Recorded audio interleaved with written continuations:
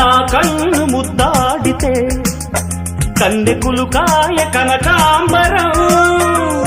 నా చెంత సంపెంగలో కెంపు రంగాయ తొలి సంబరం ఎన్ని కొంగులో కుమారి కొంగులు